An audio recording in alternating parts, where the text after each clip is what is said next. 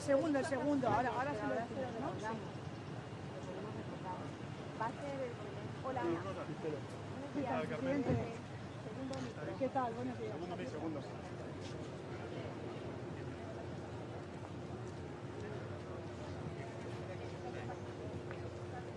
Buenos días.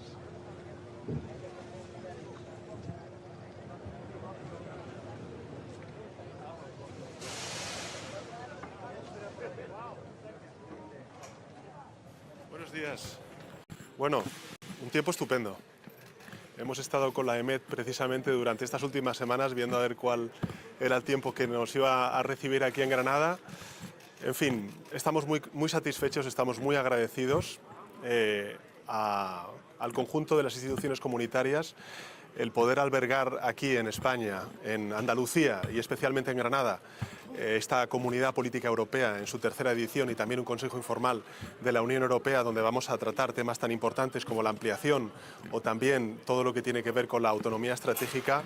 Si algo demuestran, bueno, pues es la importancia, el peso específico que España tiene ahora mismo en todos los debates importantes que se están suscitando a nivel europeo. Y eso además hacerlo el día después de habernos enterado y de haber conocido el que España, después de más de 4 décadas, va a poder albergar, junto con Portugal y con Marruecos, nada más y nada menos que el Mundial de Fútbol en el año 2030, pues creo que añade un plus de reconocimiento europeo e internacional a las cosas que están sucediendo y cómo las estamos haciendo en España. Así que estamos muy satisfechos, tengo que decirles que yo estoy muy feliz de poder estar aquí en Granada, hemos trabajado mucho para que esta cumbre de la Comunidad Política Europea y también el Consejo informal sean un éxito. Así que vaya por delante todo mi agradecimiento a todo el personal, de mucha gente desconocida, anónima, pero que lleva más de un año trabajando para que lo que va a acontecer hoy en Granada, que se ha convertido en la capital europea, pues sea todo un éxito. Ahora, cuando termine esta breve declaración, voy a tener ocasión de poder tener un encuentro bilateral con el presidente de Ucrania, con Volodymyr Zelensky. Posteriormente tendremos lo que es la inauguración de la Comunidad Política Europea y posteriormente tendremos distintos debates que creo que van a ser muy importantes para el conjunto de la ciudadanía. Vamos a hablar de multilateralismo y por tanto vamos a hablar de cómo está afectando esta guerra de Putin en Ucrania a todo el orden internacional. Vamos a hablar de soberanía energética, un debate que evidentemente está afectando también a las empresas, a las pymes, a los autónomos, a los hogares de todo el continente europeo y también, lógicamente, de España. Y vamos a hablar de todo lo que tiene que ver con la inteligencia artificial y esa perspectiva humanista que tenemos que dar a toda la revolución tecnológica que cada vez está más presente en nuestras vidas. Eso es lo que vamos a hacer hoy. Mañana vamos a tener el Consejo Informal de la Unión Europea y ahí vamos a debatir sobre una cuestión muy específica y es lo que se llama la nueva estrategia europea. Vamos a abrir en Granada ese gran debate que nos tiene que llevar a una profunda reforma de la Unión Europea para que en los próximos años podamos ampliarnos, podamos pasar de una Unión Europea de 27 a una Unión Europea a 35.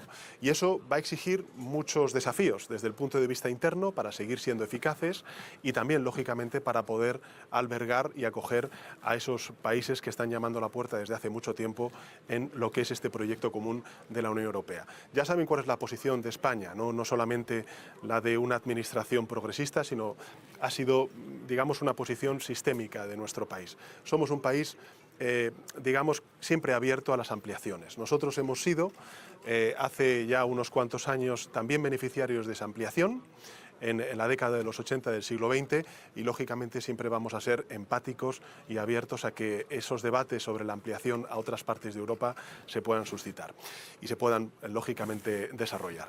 Bueno, en fin, tenemos muchos debates por delante y quiero agradecer, pues lógicamente, al Ayuntamiento de Granada, a la Junta de Andalucía, a todas las instituciones implicadas, desde el Consejo, el Parlamento Europeo y la Comisión Europea, que van a estar aquí en Granada, pues todo el trabajo que hemos desarrollado. La paciencia y la hospitalidad del pueblo granadino y, lógicamente, mi felicidad porque, en fin, podamos desarrollar toda esta cumbre, estas dos cumbres, en un lugar tan emblemático como esta. Si me permiten el comentario, pues en fin, la Alhambra en árabe significa la roja, y la roja es efectivamente lo que va a vestir la selección española de fútbol, pues en ese color en el Mundial 2030 aquí también en España cuando se celebre. Y hacerlo además en Granada, donde hace muy pocas fechas pues también la selección española de fútbol tuvo ocasión de jugar un partido de fútbol desde hace ya muchos años, pues me parece que, en fin, que todo al final pues encaja y nos hace proyectar una imagen de España que realmente yo creo que es muy positiva, ¿no? Es de valores, de deporte, de convivencia, es un mundial al final donde dos continentes, el europeo y el africano, se encuentran y donde al final proyectamos, bueno, pues lo que realmente es nuestra sociedad, nuestro país. Un país amable, un país hospitalario, un país, en fin, abierto, con talante, respetuoso, que apuesta por la convivencia y por todo aquello que ahora mismo pues tenemos que proyectar, porque el mundo efectivamente está viviendo un momento muy complicado, muy complejo, y particularmente un país con el que nos sentimos muy próximo, aunque estemos a 4.000 kilómetros de distancia, como es Ucrania. Presidente, ¿qué le va a trasladar al presidente Zelensky en ese encuentro sobre la adhesión de Ucrania a la Unión Europea? Y le pregunto también si Puigdemont está marcando los tiempos de su investidura. Bueno, en primer lugar, sobre la primera de las cuestiones, el presidente Zelensky lo sabe bien.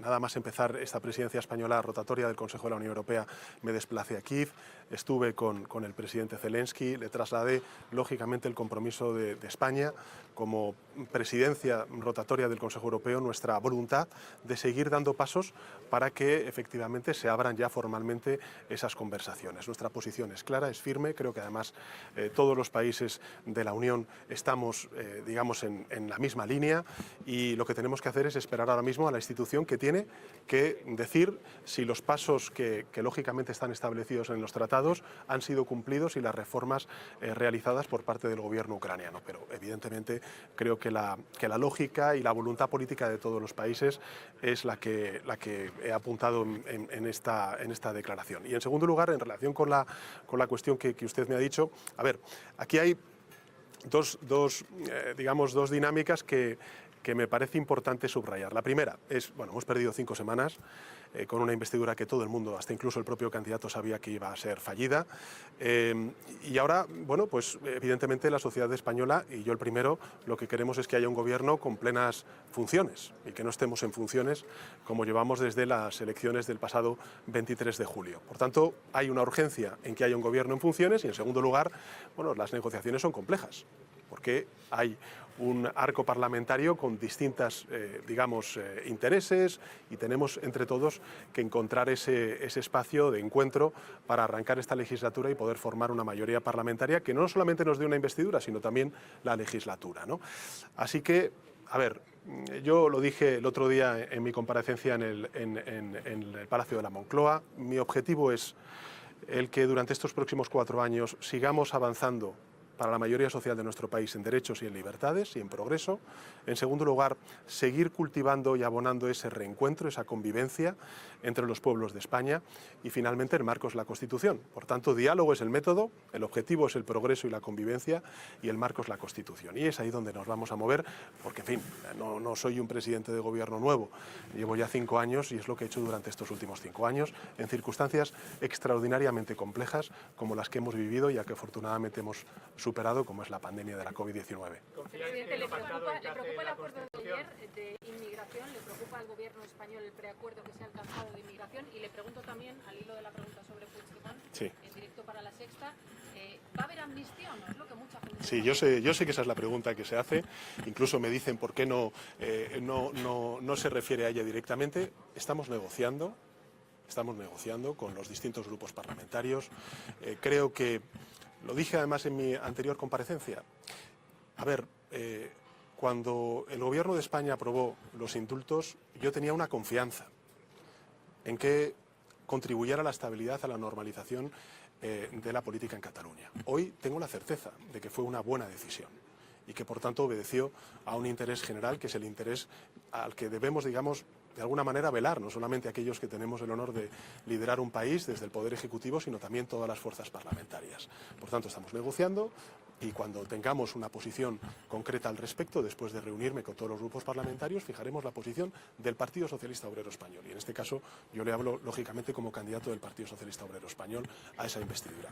Y en segundo lugar, ¿cuál era la otra pregunta? El preacuerdo de migración. Hombre, yo creo que es un acuerdo en el que todos al final hemos tenido que ceder, pero creo que es un acuerdo que sienta las bases para que ya definitivamente, junto con el Parlamento Europeo, logremos ese pacto de migración y asilo. Y España es un país, digamos, muy interesado en que haya un pacto de migración y asilo, porque estamos hablando de dos ejes fundamentales, el primero el de la solidaridad y el segundo el de la responsabilidad. La responsabilidad significa controlar las fronteras, controlar, digamos, y luchar contra la migración irregular y propiciar la migración regular, que es en lo que ha estado siempre el Gobierno de España. Pero en segundo lugar, la solidaridad. Lo que no puede ser es que determinadas zonas de nuestro país, pienso, por ejemplo, en el sur de España o también en las Islas Canarias o en las Islas Baleares, se hagan frente y asuman todo ese fenómeno de migración irregular sin la solidaridad del resto de los países europeos. Y yo creo que también ahí hemos encontrado un punto de equilibrio que es de interés para España. Venga, la última pregunta. Which one? What will your message and the message of the other leaders be to President Zelensky of Ukraine, in particular given the concerns that President Biden has expressed about the infighting in Congress holding up US aid to Ukraine? Is there anything more that you can do, that European leaders can do for Ukraine? Well, actually, solidarity, unity, and of course all the support of not only the European governments, but also our societies. I think that all the Europeans are backing Volodymyr Zelensky and his country, and of course we are ready to support and to back, until the end of this war, our friends in Ukraine. And I think that we have, of course, debates that we need to deliver within the European Union. I'm thinking nowadays about the reform of the MFF, which is, the financial framework to channel all the financial resources in order to help and to sustain Ukraine for the next years. But we're very happy to host this summit, and of course we're very proud, and it is an honor to have Volodymyr Zelensky with us here in Granada. I think that Granada is today the capital of Europe and also the capital of peace. At the end of the day, this city represents a lot of things. In my opinion, the most important one, the respect to different cultures, civilizations, and also this is the message that we want to send to the rest of the world. That Europe is a peace project, and this is what we are going to do today and tomorrow here in Granada. Muchísimas gracias. Ya no voy a decir, si mañana vamos a tener otra rueda de prensa, ayer hice otra.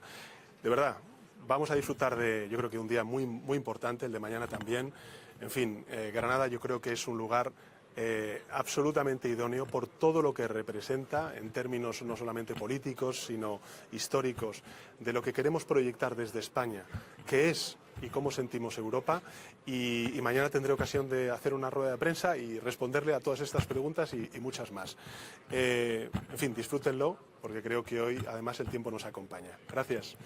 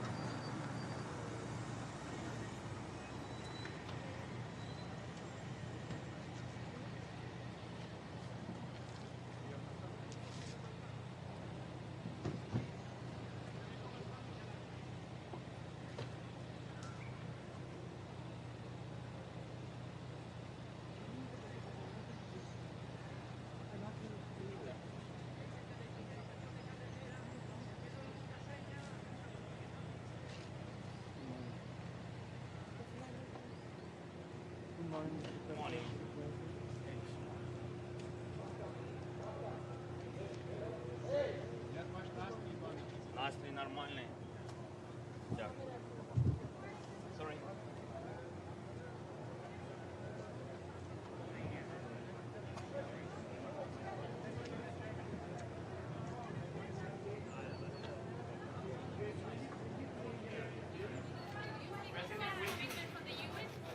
Will you claim here in Granada for speeding up the process of the Ukrainian answer? I think first of all the main challenge is what we all of us the main challenge is what we have, that is to save unity in Europe. And I'm speaking not only about the countries in EU, in all the Europe. I think that the biggest challenge what we'll have, because Russia will attack by information, disinformation, by fakes and etc. And that is the first thing. The second, so important for Ukraine to have defending shield for the winter, because in winter we will have many attacks by different kinds of Russian missiles, including Iranian drones and etc. Mr. Zelensky, are you worried because the news from the States? Sorry. Are you worried because the news from the States, from the United States and the Congress, are you worried? You know, I think that in Ukraine we finished worry the first days of full-scale war.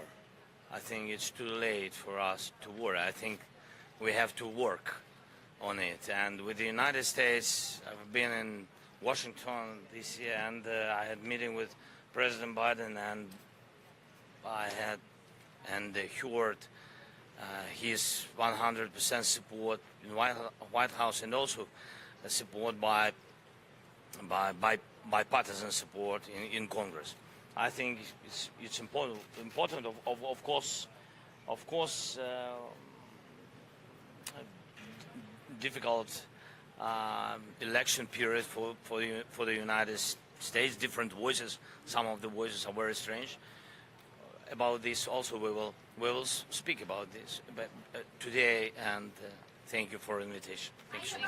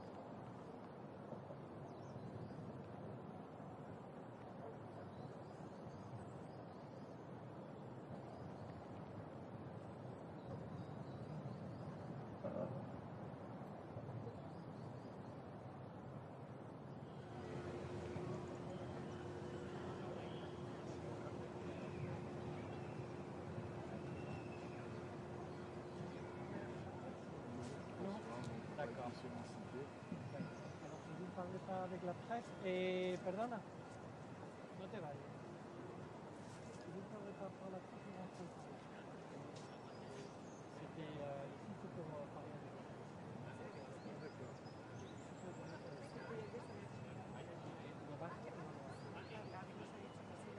Vous voulez parler avec la presse ou non? Non, c'est pas le transport pour moi. Non? D'accord, vous le dirigez pour ça? D'accord, soyez le bienvenu. Très bien, merci.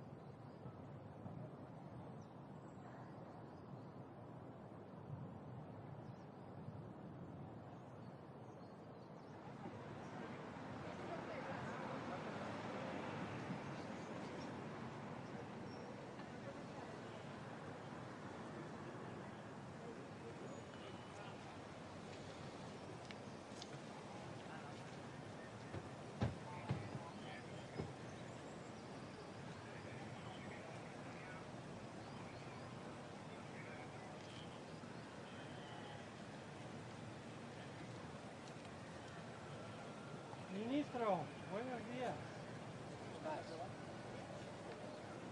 Solo te tengo que invitar. Qué alegría verte de nuevo.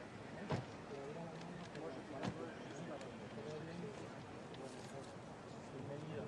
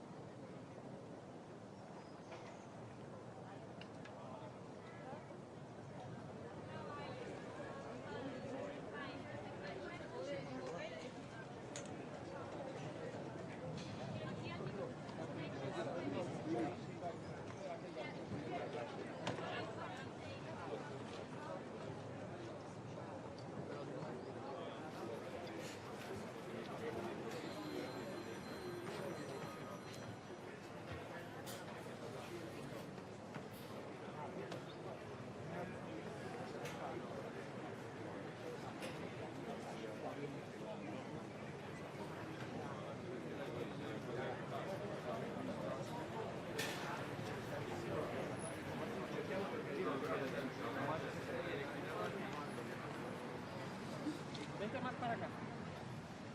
El primer ministro.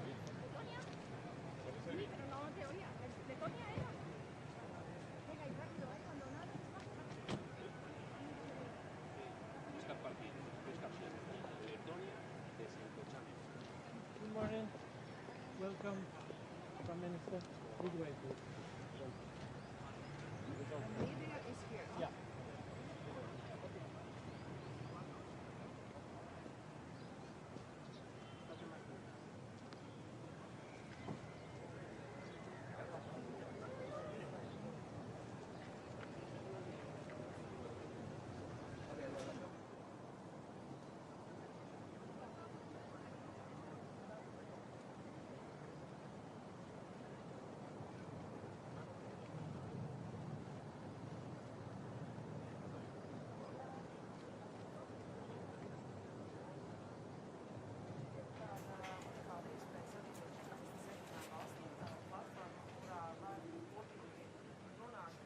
Vienota pozīcija, vienota izpratne, pieņemsim arī par jautājumiem, kas skar Ukrainu. Un skaidrs, ka Krievija šobrīd nemaina savu politiku, un, manuprāt, visas valstis, kas šeit ir sapulcējušās, ir skartas no šī kara. Un varbūt tā sākumā nevar saprast, kāpēc mēs te tiekamies, bet ļoti svarīgi, ka mēs katrs jau dzīvojam savos burbuļos. Tāpat Eiropas Savienība ir savs burbulis, bet šeit ir iespējams tātad visiem kopā satikties un saprast, kāda tad ir visu šo valstu ietekme no kara, veidot vienotu izpratni un arī domāt, kā mēs tālāk risinām šos jautājumus. Ko jūs plānojat? Jā, man ir paredzēts arī divpusējās tikšanās. Tūlīt pat tikšos gan ar Eiropas parlamentu vadītāju, gan ar Eiropas padomes vadītāju, un arī divpusējās tikšanās ar Norvēģiju, Īriju. Jā, un vēl bija kaut kādām valstīm, kuras es skatīšos. Protams, izmantošu iespēju arī satikt līderus, kurus es tā nevaru ikdienā satikt. Arī ir Zeļenska kungs, kas nozīmē, ka viņš arī ir izmantojis šo iespēju, lai varētu uzrunāt Eiropas līderus.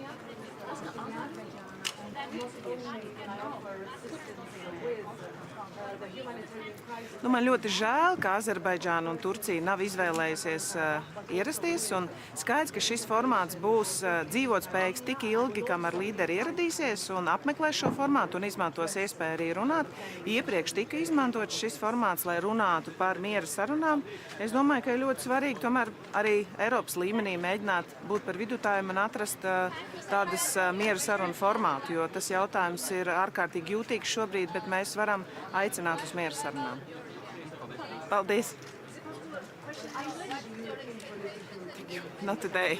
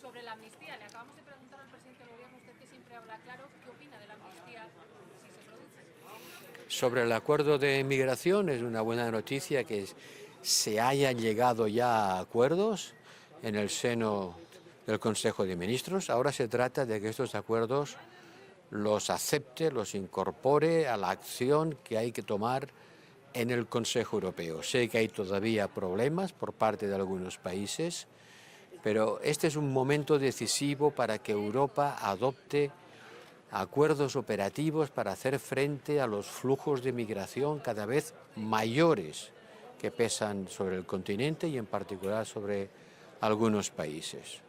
Este va a ser uno de los grandes temas, cómo prepararnos para la ampliación y cómo hacer frente a los movimientos migratorios. Y sobre las cuestiones de interés nacional, me va usted a permitir que considere que este no es el momento ni el lugar para entrar en ellos. Tiempo va a haber. Gracias.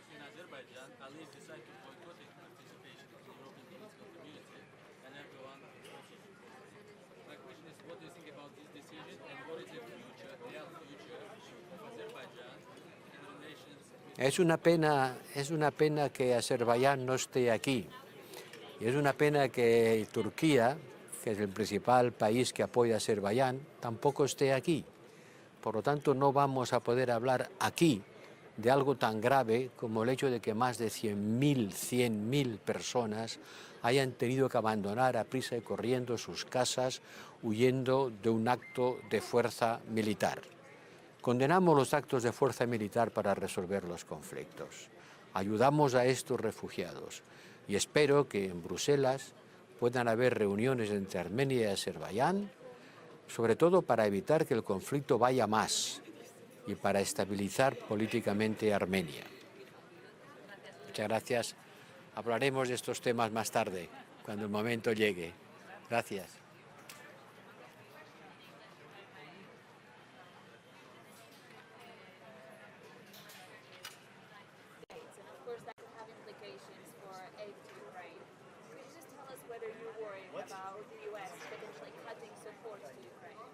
Well, I was in Kyiv.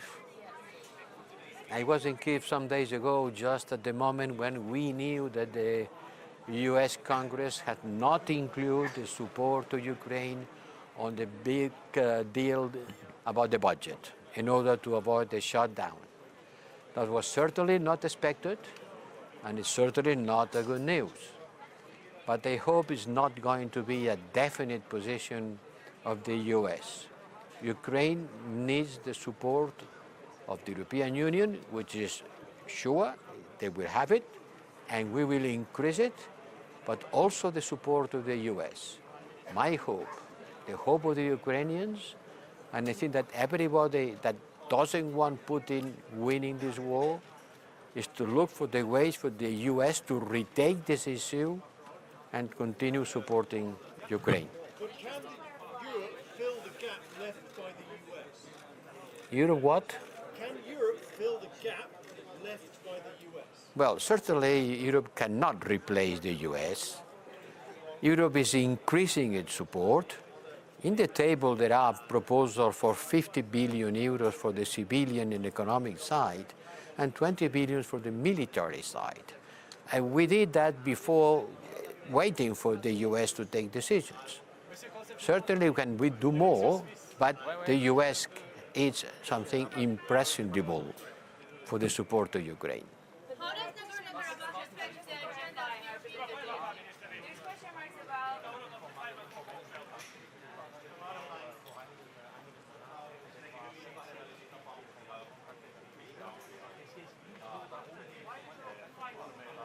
Wir erklären uns mal dann den formellen ja, vielleicht Treffen, formelleren Treffen auch, auch mal Schritte mal zu machen, wo auch mal sehen, wo die Schweiz etwas helfen kann. Letztes Mal haben Sie Präsident Zelensky getroffen. Wie wichtig ist das Thema Ukraine aus Ihrer Sicht? Ja, es ist zentral, es bleibt absolut zentral, nicht nur für die Schweiz, für den ganzen Kontinent, aber Sie haben vielleicht es gesehen, letzte Woche hat die Schweiz auch noch einen Schritt gemacht mit 100 Millionen für die Entminung. Das ist auch ein wichtiger Schritt und es zeigt einmal mehr, dass wir sehr solidarisch sind mit Ukraine. Aber jetzt muss man auch sehen, es dauert diesen Krieg seit mehr als 18 Monate und es ist wirklich außerordentlich wichtig, dass man auch für die nächsten Monate mal sieht, wie es mal sich weiterentwickelt. Daher auch alle meine Kontakte auch auf anderen Kontinenten, in Afrika, in Südamerika, weil es darf nicht sein, dass es wird als kontinentale Angelegenheit gesehen. Nein, es ist eine Weltangelegenheit, es betrifft wirklich alle. Frage zu Bergkarabach. Was ist die Haltung der Schweiz und wieso verurteilen wir das nicht so, wie das andere Länder? Ja, wissen Sie, die Haltung der Schweiz ist da schon seit langem. Sind wir immer wieder in Kontakt gewesen mit unterschiedlichen Parteien. Sie kennen auch die Rolle der Schweiz, die Möglichkeiten, die wir haben können, auch etwas anzubieten in Situationen von Konflikten. Und ich glaube, heute wird es auch ein interessanter Moment sein, mal informell ein bisschen zu hören, auch wie andere reagieren dazu. Ein Thema ist auch der Konflikt zwischen Kosovo und Serbien. Wie sehen Sie die aktuelle Situation und was kann die Schweiz da zur Lösung beitragen? Ja, wissen Sie, ich habe Präsident Vučić in New York kurz getroffen. Ich habe Premierminister Kurti in Bern gesehen. Es ist klar für uns, für die Schweiz ist von einer zentralen Angelegenheit, eine friedliche und stabile Situation in der Balkan zu haben. Es ist wirklich unser Interesse auch direkt. Wir haben eine sehr starke Verflechtung zwischen Bevölkerungen. Es gibt auch sehr viele Kontakte und ich glaube, die Signale sind gesetzt. Es war schon das letzte Mal in Chisinau ein zentraler Punkt, diese Diskussion damals. Und ich glaube, die Schweiz ist wirklich da, um zu helfen, wirklich eine stabile Situation zu haben. Kann die Schweiz eine Mittelrolle einnehmen? Ja, ich habe einfach in diese Kontakte immer wieder mal betont, was für uns wichtig ist, diese stabile Situation, dass es da wirklich auch gesprochen miteinander, es passiert auch und dass man versucht, auch eine Situation, eine Lösung zu finden, vor allem im Nordkosovo, für eine gute Integration von alle, eine gute Situation für alle die Leute, die auf dem Terrain einfach leben. Aber muss man auch sehen, die ganze Region hat und kennt eine schwierige Situation seit langem, das ist nichts Neues, aber wir müssen auch dabei sein, wir sind auch dabei, um diese Lösungen und stabile Situation zu unterstützen. Es gibt mehrere europäische Länder, die wohl verantwortlich bei Serbien sind und auch Grenzen Ja, es liegt nicht an mir, jetzt mal Punkte zu verteilen und zu sagen, wer wie zu denken hat. Ich glaube, wir müssen das reservieren und auch mal zusammen diskutieren mit den direkten Betroffenen und nicht hier. Ich danke für das Verständnis dafür. Aber wir müssen auch einfach mal Schritte machen. Es gibt die Europäische Union, die sich auch sehr stark mal engagiert hat. Das war auch ein Thema in Chisinau. Ich freue mich auch sehr, heute zu sehen, was es wird geben als Diskussion. Mit wem werden Sie heute bilaterale Gespräche? Ich habe einige bilaterale Gespräche, die vorbereitet sind. Die Liste habe ich nicht im Kopf. Es gibt sehr viele, aber vor allem die CPE, diese Treffen hier, die sind so wichtig für die informellen Treffen. Und ich bin sicher, ich werde mit beinahe allen mal in Kontakt treten können. Ich kenne auch allen und diese Momente helfen sehr, diese auch menschliche Kontakte zu pflegen. Nächstes Jahr findet der Gipfel in Großbritannien statt. Sie haben jetzt gesagt, mehrmals, dass diese Veranstaltung wichtig ist. Ja. Wird der Gipfel in der Schweiz stattfinden? Ja, das werden wir noch sehen. Es wäre sicher eine gute Gelegenheit, mal für die Schweiz es zu organisieren. Aber wann ist für mich zu früh zu sagen. Danke. Schönen Tag. Thank you.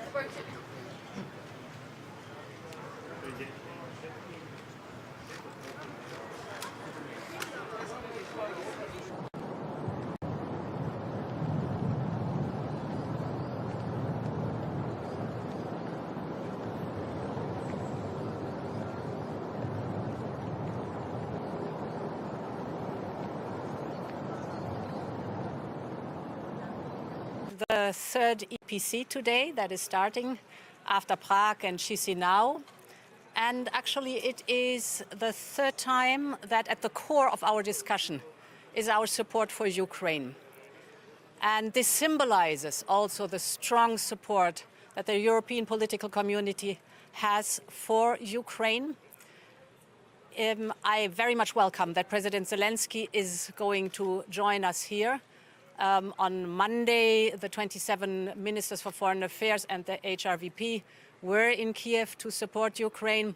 So there's a strong message to Putin from Dublin to Chisinau that we do not tolerate aggression against a sovereign state. One of the topics here will also be energy. And indeed, we had a massive energy crisis due to the blackmail of Russia with fossil fuels. We've mastered this crisis. The prices have gone down drastically. And most importantly, our storages are filled, and we have created a joint platform to buy gas together. This is a big success, and the success is seen can be seen because of the fact that not only the 27 member states have joined this platform for energy, but also other members of the European political community like Norway, Ukraine, Moldova, or Serbia. We have been able to get rid of the Russian dependency on fossil fuels. We have massively invested in renewables, and indeed last year, for the very first time, the European Union was able to produce more electricity from renewables, wind and sun, than from gas. And of course, Armenia will play a role today in the discussions too. I will meet the Prime Minister of Armenia in a bilateral here. We strongly support Armenia and support it in its humanitarian needs. We have already allocated 5.2 million euros. I will tell the Prime Minister today that I'm happy that we double this amount to 10.4 million euros and that we are providing 15 million euros of direct budget support under the country's annual program. And we will discuss what else we can do to support Armenia in this difficult situation. Madam President, on Armenia and Azerbaijan, you've talked about what you can do for Armenia, but is there any action that the European Union will take against Azerbaijan for a military operation that has triggered the exodus of 100,000 ethnic Armenians from the... We have immediately, end of September, issued a very strong statement of condemnation of the military operation of Azerbaijan in Nagorno-Karabakh and called strongly on a resuming of dialogue and a peaceful solution. This is what we are working on, and important for us is to support Armenia.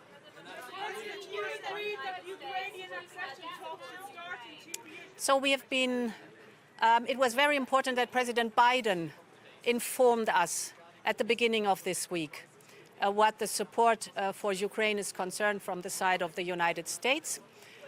Here in the European Union, we're working on a package of 50 billion euros for Ukraine for the years 24 to 27. This is very important because Ukraine needs predictability and reliability in the direct budget support. As far as I oversee the situation in the United States, I'm very confident of support for Ukraine from the United States. What the United States is working on is the timing.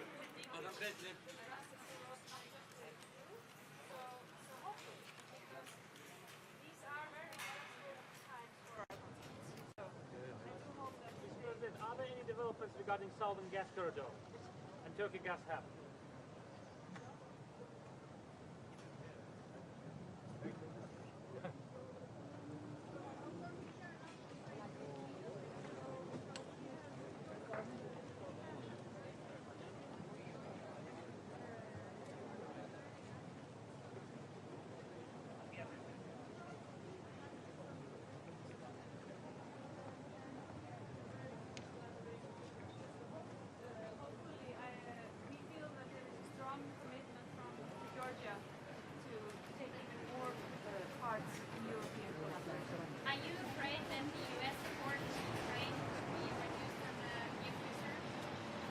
As I said,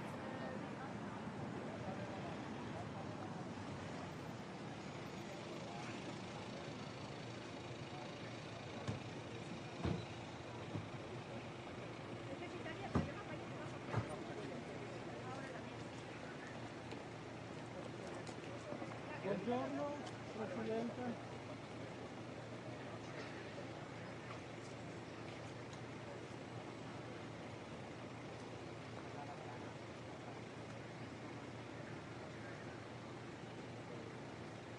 Donna Presidenta, you're going to talk to the press? Yes? Okay. Benvenuto.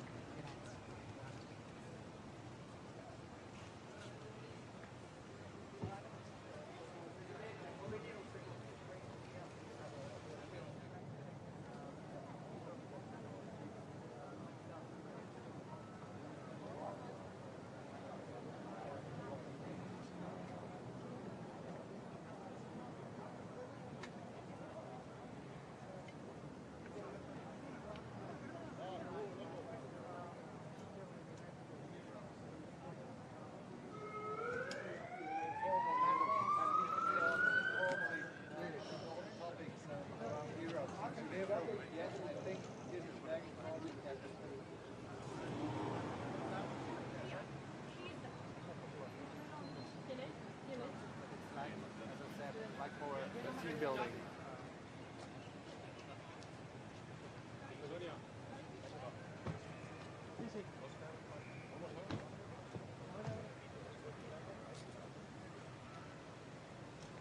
Good morning. Hey, good morning. How are you?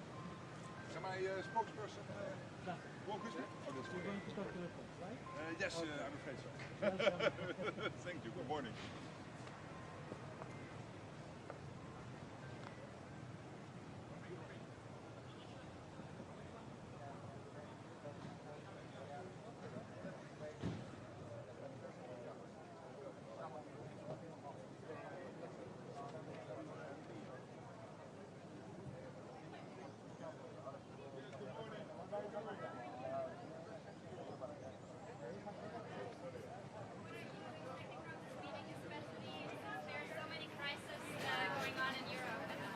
Well, I think it is good that we meet today, that we have this format with the European political community, because so many issues are bigger than just the borders of the European Union.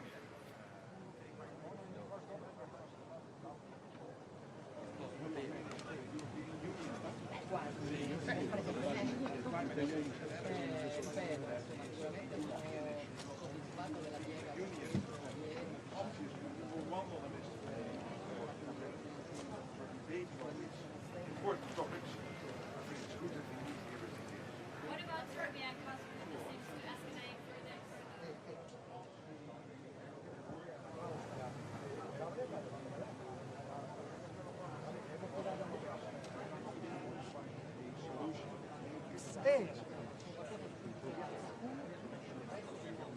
Vi hanno chiesto sul piano Mattei, spiegare.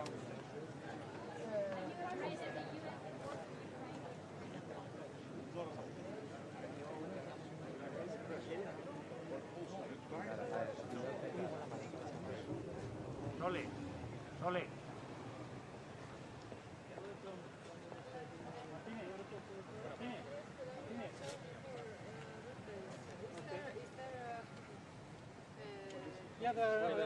Vamos por detrás de presa, ¿no? Detrás de presa. Podéis esperarlo si queréis tenerlo a la vista en la playa. Y luego Dice que hay otros puntos. Dice indicarle qué punto puede ir. recogeré al final. You can continue. Welcome.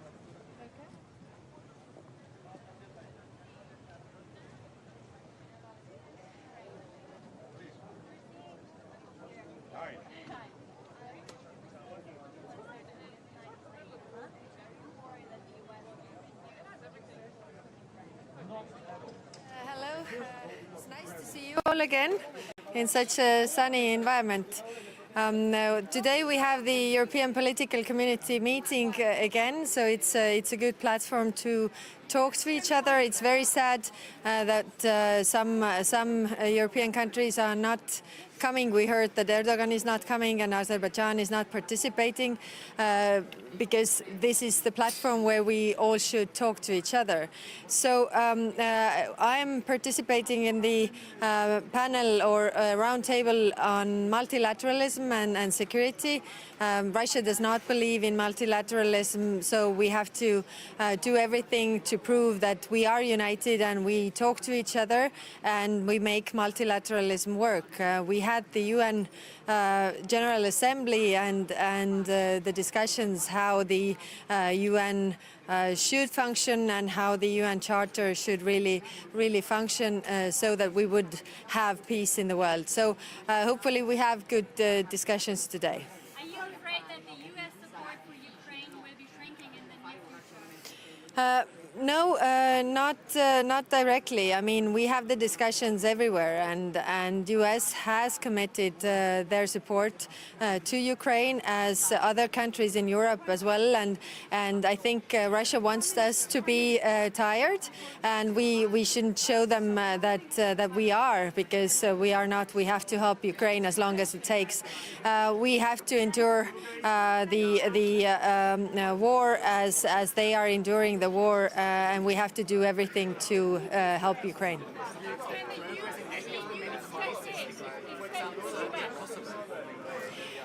Yes, these are very worrying tendencies that we have in Europe, and therefore these platforms like today could be good places to talk to each other. But unfortunately, I don't think that today we're going to see any positive results. But talking to each other in Europe is definitely bringing the tensions down. I didn't hear your question.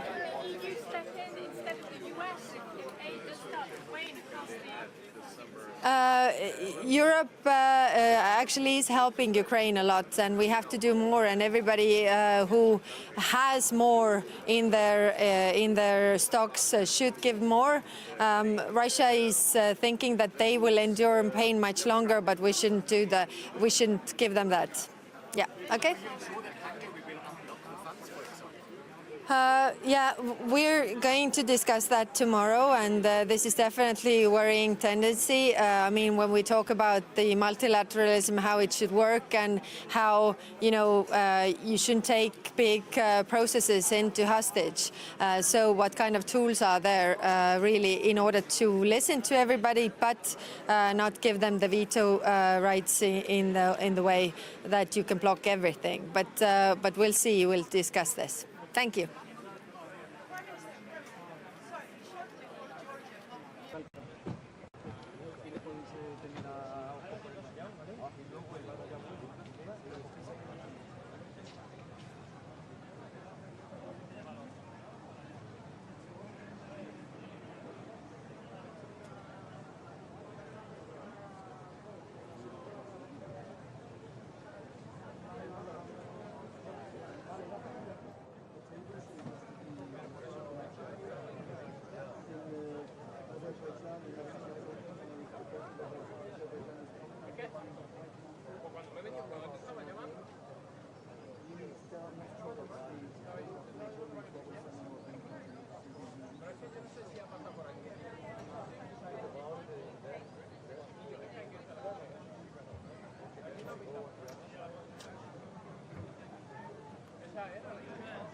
Sorry.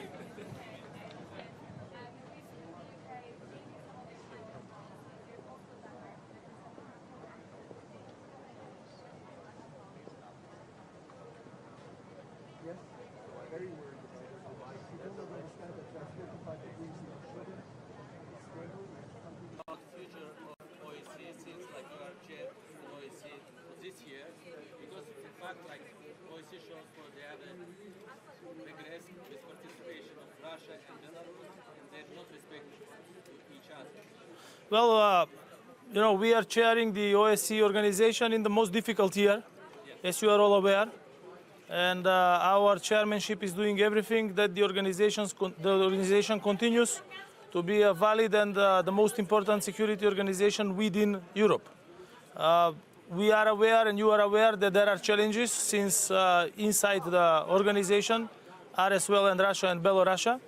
And we are in constant communication in order to drive the processes towards a peaceful Europe. But in order to have a peaceful Europe, then the first thing what is needed is the stop of the war in Ukraine, and Ukraine to preserve its territorial integrity and to fulfill its goals of the people of Ukraine to have a democratic and sovereign country as they are. So we will continue until the end of our chairmanship to be a country which will take all the important opinions into consideration and to organize a successful summit by the end of the year. We are in preparations, and at this moment I cannot give you all the details, but the ministerial meeting is under preparation for December in Skopje, the capital of North Macedonia. Thank you.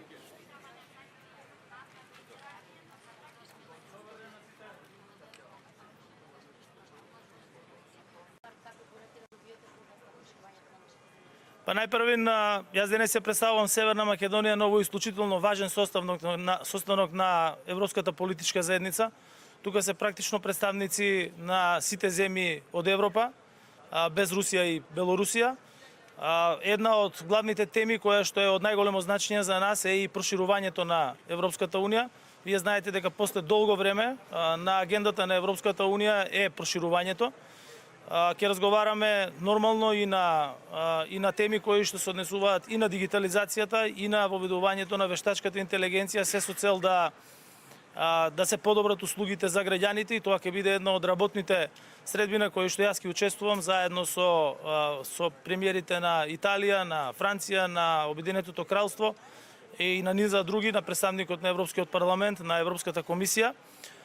Исто така значено е што утре ќе биде одржан и неформален состанок на Европскиот совет, на кој што ќе се разговара токму на прашања кои што се значени за нас, а тоа е пред се мирот и безбедноста во Европа, поддршката на Украина, но и проширувањето на Европската унија.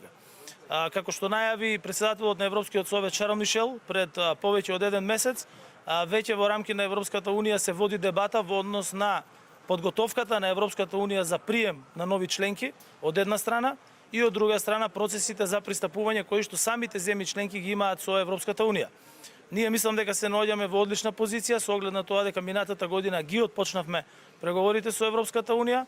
Од друга страна, Европската унија има стратешки интерес и веќе отворен процес за свое прилагодување, кој што е паралелен процес во однос на тоа дека ќе треба да функционира во иднина со земји кои што имаат поголем број од сегашниот, што значи дека ќе постои динамика и на страната на земјите на кандидати за членство. Пред се тука мислам на земјите од Западен Балкан, вклучително и на Северна Македонија, меѓутоа и динамика внатре во Европската унија во однос на прилагодување на функционирањето со повеќе земји членки.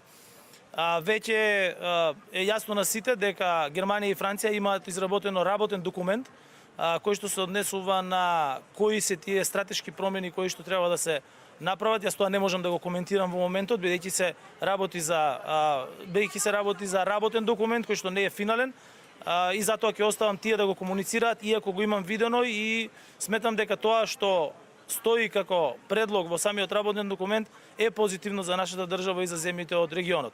Се надевам на успешни состаноци, ќе имам и билатерална средба со премиерот на Холандија, со премиерот на Ирска и со подпредседателот на Европската комисија. Ви благодарам и ви посакувам и на вас успешен работен ден.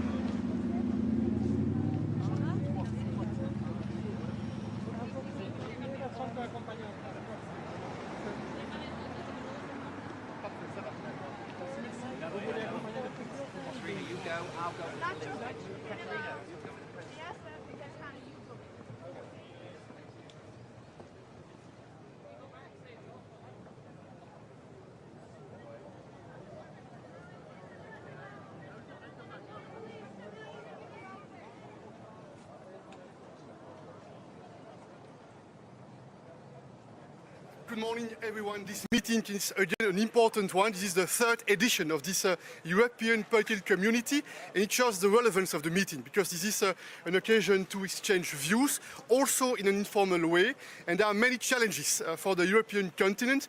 Certainly the consequences of the war launched by Russia against Ukraine, important to reaffirm our solidarity with the Ukrainians. The energy sector is extremely important. That's why on the EU side we've decided to double our efforts for the renewable energy. We have decided to triple the efforts for the energy efficiency, and we are also working very hard, and such a platform can help to reduce the conflicts, to prevent the conflicts when possible, to reduce the conflicts and to address the difficulties we face. I am confident that again this meeting under the Spanish presidency will be the occasion to bring the European continent closer to common goals, stability, prosperity, security. It should be our common priorities. Cette réunion est une réunion importante parce que ça va être l'occasion pour beaucoup de leaders de se rencontrer, de discuter et de progresser ensemble sur des sujets qui concernent l'intérêt commun pour l'avenir du continent européen, les questions d'énergie, les questions liées à la connectivité, et puis certainement les conséquences de la guerre de la Russie contre l'Ukraine seront à l'ordre du jour. Et puis je pense que cette réunion est aussi l'occasion de multiples rencontres informelles pour tenter de prévenir un certain nombre de conflits, un certain nombre de tensions, de tenter d'apporter un certain nombre d'apaisements et de solutions. Thank you. Yes, please.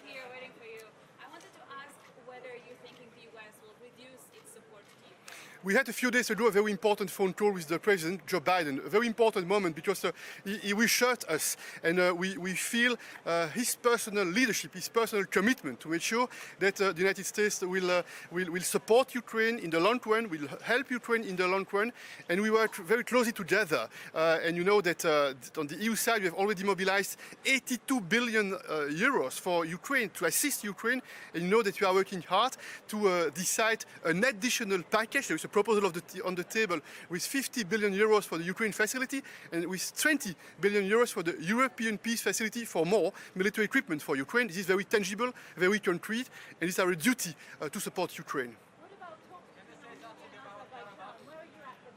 First point, we are shocked by this decision taken by Azerbaijan to use the military force. Is one first element. Second point, I had a phone call 2 days ago with the president of Azerbaijan, and he made very clear that they do not have territorial claim on Armenia.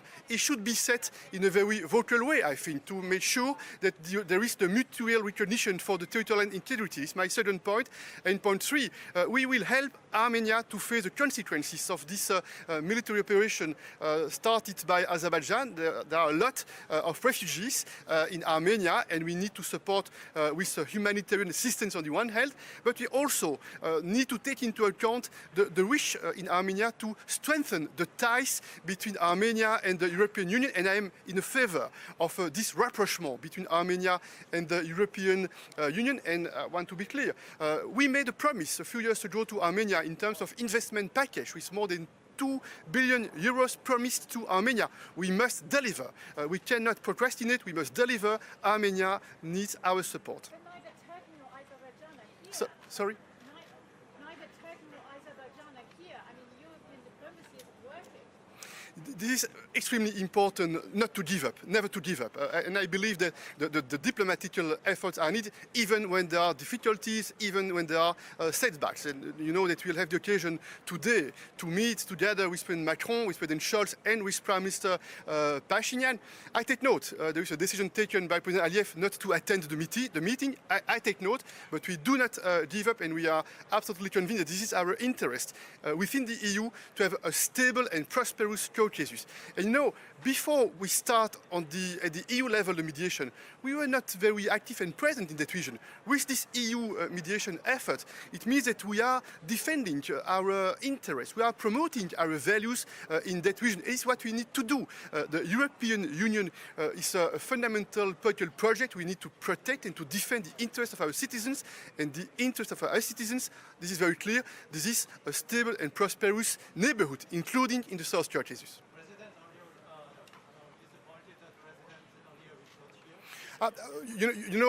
This is his decision, and we have tried to prepare a meeting with President Aliyev and with Prime Minister Pashinyan. We have proposed some ideas to make sure that we can bring more stability, more serenity, that we can address the humanitarian consequences of the situation. This is his decision, and I do not intend to comment publicly his decision. I will have the occasion to tell to him directly what is my feeling about the decision not to come. Mr. President, why Europe stayed silent for almost 30 years and 1 million of displaced Azerbaijan people from Karabakh and Armenia, and is actively speaking now on behalf of Armenia? Do you think Europe can be a neutral mediator after that? Answer number one, yes, the EU is a neutral mediator because the EU has no hidden agenda. Our agenda is very clear. This is prosperity, stability, security, and predictability, point one. And point two, we made a lot of progress in the past with the mediation. When we started the mediation about 3 years ago, we made some concrete and tangible result with the exchange of prisoners, with some progress in terms of exchange of mining maps, in terms of discussions that have started for the border delimitation, with the launch of 2 border commissions that are supposed to work together. We made progress on the connectivity by discussing the details of the modalities and the principles of sovereignty and jurisdiction and reciprocity that should be guaranteed in terms of efforts for improving the connectivity in the region. But we are very sincere, we are very honest, we understand that more diplomatic efforts are needed. This is what we will do today with the Prime Minister of Armenia. Thank you, just a pleasure to meet you this morning. Thank you. Bye.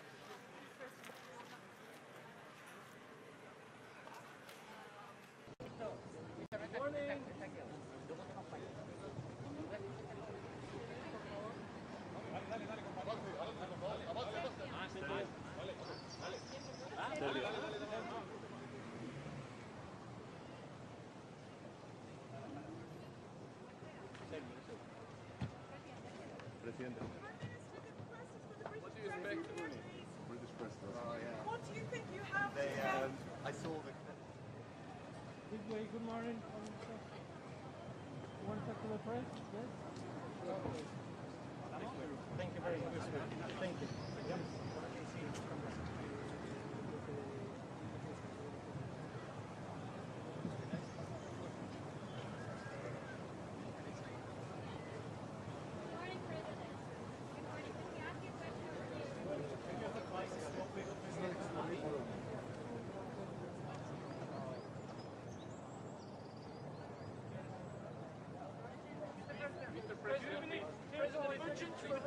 One question. How do you get out of the current crisis? Tell us. We'll get it out. Okay. Do you have any talks today with your...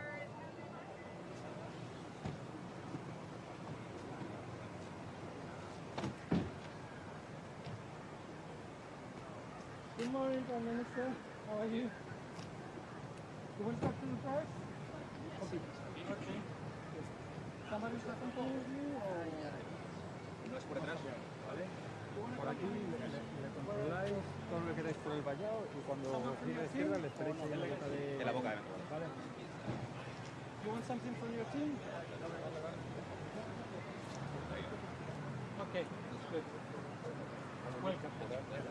Gracias. I see your time.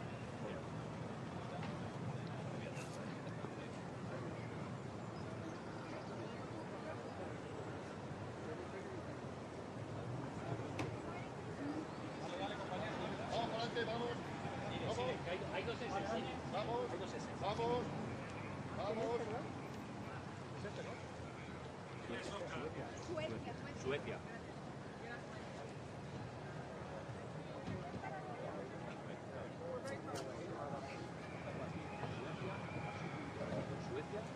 Presidente, ¿no? Presidente. Good morning. Good morning. How are you? Fine, thanks. Migration pact, and could it involve Ireland taking a quota of refugees from migrants from other countries? Yeah, we don't really have clarity on it at the moment. Some progress was made at the Justice Ministers meeting there the other day, but I haven't had a chance to study what's been agreed. I think, though, from Ireland's point of view, it wouldn't really be so much about taking a quota of refugees. You know, we've accepted a huge number of people in the last year or two, maybe 100,000 people from Ukraine and other parts of the world. So I think we're in a different place as a country now, really struggling to accommodate the numbers that we have. But certainly what it is about is a number of things, but one of those is more cooperation at European level and also securing the outer borders of the European Union so that we can put more control on irregular entries into the continent, which is important for us too. So if we don't take a voluntary quota, that would be paying into a fund, is that right? Yeah, that's an option. So you can have the option of accepting refugees who are in other parts of the European Union. So they're already in a safe place, or you can make a financial contribution. But realistically, where we are in Ireland at the moment is having accepted over 100,000 people from Ukraine and other parts of the world in the past 2 years. I don't think we're really in a position to accept more voluntary transfers, not until we get on top of the accommodation situation. I think people will understand that. That's not to say that we'll turn away people who come to Ireland. Of course we won't do that. But volunteering to take more people is a different thing entirely. This week, some figures emerged on what it would cost to let Ukraine into the European Union, including a calculation that under current rules it would mean a 20% cut to camp farming aid. Does this put a damper at all on Ireland's support for Ukraine's membership? I'm a strong supporter of Ukrainian membership of the European Union, and not just Ukraine, also the Western Balkans and Moldova. And if you look at things in the round, if you take the broader view, the longer term view, enlargement is always good for Europe.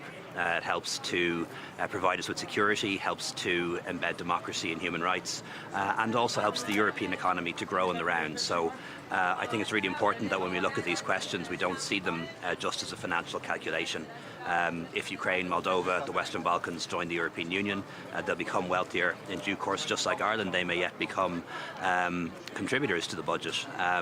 Certainly when it comes to CAP reform, a further enlargement will of course trigger a lot of reforms. What might be necessary is countries making larger contributions so that we can protect the budget for CAP, but that's all way off. I'd be very keen to see Ukraine begin talks on membership this December. That decision isn't made yet, but I hope we can make that decision. But the time from beginning talks to actually becoming a member, it often takes many years, more than 10 or 15 years. So by then the budget and the CAP will be in a very different place, I think. So I really would hope that we don't create those kind of fears. Just on roads funding, Transport Minister in Ryan last year by Transport Infrastructure Ireland, the announcement was proper investment in roads. You see 77 deaths over the next 5 years. What does the CEO on deaths on our roads in recent years? What is your response? Well, we have a lot of investment in roads. Hundreds of millions of euros go into maintenance and restoration of our local regional national roads every year. In addition to that, we sign off on new projects. Only this month, nearly €500 million being invested in road upgrades in the northwest for the N5. It's always the case that any government agency will always say they need more money, and if we don't give them more money, there will be negative consequences. People make their case for more money. And I wouldn't expect anything different. That's the normal course of budgetary negotiations. But I do support more funding for roads, I should be clear on that. But also we need to make sure there's adequate funding for public transport. Some really big, important public transport's about to come through planning, like Bus Connects in Dublin, like Cork Metropolitan Rail. And we have a commitment in the programme for government to make sure that funding for public transport outweighs investment in roads by 2 to 1, and that makes sense to me as well. Can you what you might say to Prime Minister Sunak when you get in this afternoon? Yeah, well, look forward to meeting him. It's our second bilateral, although we have spoken on by phone a number of times. Really, a couple of things on the agenda. We'll be interested to hear from him how he feels the discussions between the UK government and the DUP are going with respect to restoring institutions in Northern Ireland. Really important for both of us. And of course, we'll want to discuss the Legacy Act and reaffirming our position on that. And I suppose in a more positive space, we're going to talk about UEFA 2028. Really delighted that UK and Ireland will be hosting that tournament. Want to talk to him about our willingness to make a funding contribution to Casement Park in Belfast, one of the 2 stadiums in Ireland that will be used, the other being the Aviva. And also we're going to talk about the common travel area, because again, that's very important for us, that the common travel area between Britain and Ireland functions, but also that we secure the outer border around Ireland and Britain as well. Are you concerned about some of the language from the Tory party? tu le guidance che si porta a cercare per stabilizzare. Yeah, I am, to be honest. You know, the Britain and United Kingdom that I love and admire is the country of the Magna Carta, the country that founded parliamentary democracy, and the country that helped to write the UN, the European Convention on Human Rights. And it does bother me to see the United Kingdom disengaging from the world, whether it's reducing its budget for international aid, whether it's leaving the European Union, and now even talking about withdrawing from the European Convention on Human Rights. That's not the Britain I know. We'll certainly discuss the issue of the UK legacy legislation. That's something the Irish government is very opposed to, and so are the victims' groups, and so are the 5 main parties in Northern Ireland. All agree this isn't the right approach, and we believe it is potentially in contravention of the European Convention on Human Rights, and certainly I'll be saying that to the Prime Minister. Just very quickly on the budget, I think we're going to finalise the UK, people support, people expect additional their energy bills in the form of energy credits. So the detail of that hasn't been worked out, but look, what I can say is that people will get help with their electricity bills over the course of the winter. The detail of that has to be worked out. Electricity prices have fallen, but they're still substantially higher than they would have been 2 winters ago, and we understand that as a government, and we have the money to help people with those bills, and we will, but the exact detail is yet to be signed off on. Well, on EU enlargement, we've had some concerns from Ireland about possible reforms that are coming. Enthusiasm from Ukraine and others hasn't done that. No, you know, the European Union that we have now is designed for, you know, maybe 27, 28 members. The European Union of the future, I believe, is going to have more than 30 members, not just Ukraine, but also Moldova and countries of the Western Balkans. They're European countries. We want to see them within the European fold, within the European family. And of course, that's going to require reforms to the budget, to some of the policies, to the way the institutions work. We've done that before.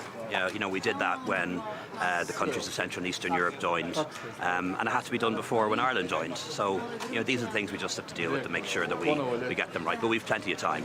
This enlargement is you know, some time away yet. Well, we have to decide that. We're waiting on detailed legal advice from the Attorney General. We'll have that the next couple of weeks, and at that point I'll sit down with Tánaiste, Minister Ryan and other colleagues, and we'll recommend a decision to government. Thank you.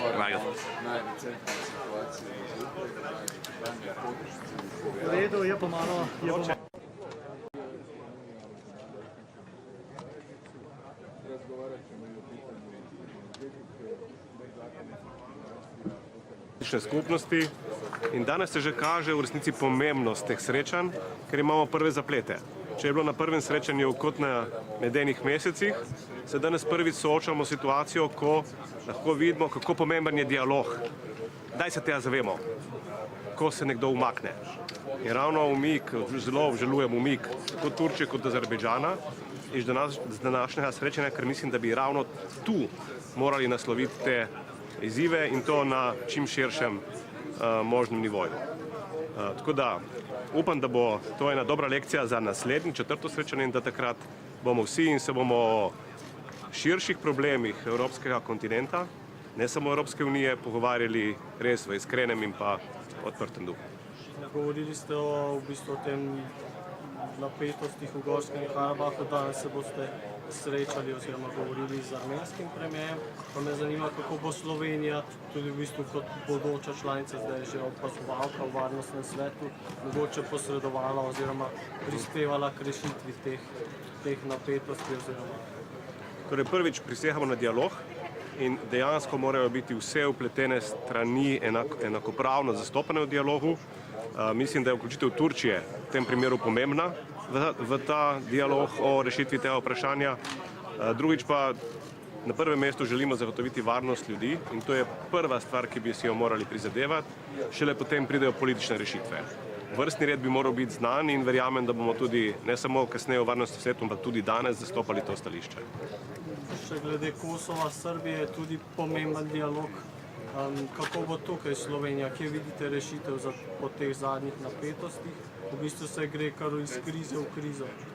Rešitev je vedno enaka, ostaja ponovitev volitev, poziv vsem, tudi srbski manjšini, da na volitvah sodeluje in da se izvoli legitimne oblasti v teh 4 občinah, potem pa, da se išče rešitev za avtonomijo. Vendar najprej ponovitev volitev. Vse to, kar se je dogajalo v zadnjih tednih, je pa obsojanja vredno in prav je, da tudi mednarodna skupnost obsodi posameznike, ki so v resnici spodbujali do tega, da prije do eskalacije, v tem primeru tudi oboroženih spopadov. In tudi Slovenija ostro obsoja posameznike, ki so pri tem sodelovali oziroma vodili te procese. Pa podpira tudi sankcije proti Srbiji oziroma o tem še nismo razpravljali, bomo videli, kakšna bo danes debata. Mislim, da moramo biti pri tem previdni, konsistentni in ustrajni. Dajmo začeti pri posameznikih, dokler se ne razčisti, dajmo pomiriti, se pravi deeskalirati situacijo in iskati trajno rešitev. Ne verjamem, da sankcije same po sebi lahko pripeljejo k trajni rešitvi. Če bo potrebno in če bo za to obstajalo enotno stališče, se bo Slovenija pridružila. Ni pa nujno, da je to prvi in edini korak. Gospod premijer, še kratek skok na domač politični parket. Zakaj ste se odločili za rekonstrukcijo vlade zdaj in pa kaj sta recimo glavna očitka ministroma? To ni rekonstrukcija vlade, gre za 2 ministra, ki sta prišla na moj predlog iz Gibanja Svobode. Žal sem ugotovil v zadnjih tednih, da ne uživate več mojega zaupanja, razlogi so različni. Jaz sem oba ministra s tem seznanil in zdaj je predlog za razrešitev oziroma minister Brežan je odstopil, ministrico Šinkovo bomo pa razreševali v parlamentu. Pri ministrici dogajanje v zvezi z uvozom nevarnih živil in predvsem neobveščanjem javnosti in zagovarjanjem stališča, da javnost ni potreba, da ve, da uvažamo nevarna živila. Jaz se s tem ne morem strinjati, mislim, da je tle ogrožanje zdravja na prvem mestu in šele potem ščitenje neke inštitucije. Zato je prav, da ministrica sprejme ne samo subjektivno, ampak objektivno odgovornost v tem primeru. Pri ministru Brežanu bi si pa želel, da bi po poplavah nekoliko boljše organiziral delovanje svojega ministrstva na tem delu, ki se tiče izplačila sredstev občinam. Žal je na tem področju tako drugače postalo ravno njegovo ministrstvo ozko grlo. To ne pomeni, da sanacija ne teče. Sanacija teče nemoteno, lahko bi pa prišlo zdaj do finančnih zamaškov in moramo biti pri tem bolj učinkoviti. Kako komentirate odločitev ministrice, kmetijske ministrice, da ne bo odstopila, ampak da bo počakala na razrešitev v parlamentu? Vsak ima pravico, da se odloča. Meni je včasih nenavadno, kako novinci v politiki kar naenkrat postanejo sami sebi namen, ampak bo parlament o tem kaj več povedal. Pa še glede ministrice Ajanović-Hojnik, ste jo še podpirate in pa ali ste odbili vsa pojasnila glede očitkov, ki so v javnosti? Da, ministrica ima še vedno mojo podporo, verjamem pa tudi, da bo tako pristojnim inštitucijam kot javnosti znala ustrezno pojasniti vse to, kar se ji očita.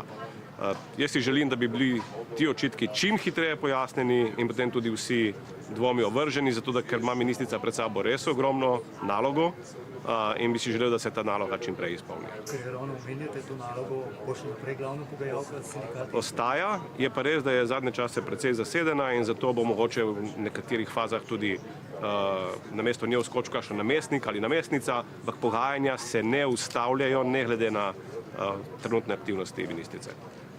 Mogoče še vprašanje glede Ukrajine, sploh v luči dogajanja v ZDA, kjer je pač ta 6 milijardni paket pomoči izpadel iz zakona o financiranju, pa me zanima, vojna traja dlje, kot smo vsi pričakovali. A čutite oziroma se bojite, da bi ta pripravljenost pomagati Ukrajini ali z orožjem ali finančno pač splahnela v državah zaveznicah? Dejstvo, da dlje, ko bo trajal spopad oziroma vojna, večja bo ta, manjša bo pripravljenost, to je dejstvo, ki ga poznamo od začetka. To ni nekaj novega, zato se tudi tako čaka, kakšen bo razplet pred zimo in čas se izteka. O tem govorimo že ves čas. Dejstvo je, da bomo o Ukrajini govorili jutri, na nivoju Evropske unije prav glede finančnega paketa, ki naj bi se potem potrjeval decembra in tukaj bo treba biti enoten. Slovenija bo podpirala vse enotne ukrepe kot do sedaj, se pa kaže pri nekaterih članicah že, bom rekel, soliranje, zagovarjanje lastnih interesov. Jaz upam, da bo prevladal vseeno interes skupnosti, je pa težko prejudicirati, kaj se bo ukazalo. A vidite, kakšen neposreden vpliv dogajanja v Ameriki, recimo na... V tem trenutku še ne, v prihodnjem letu pa zagotovo.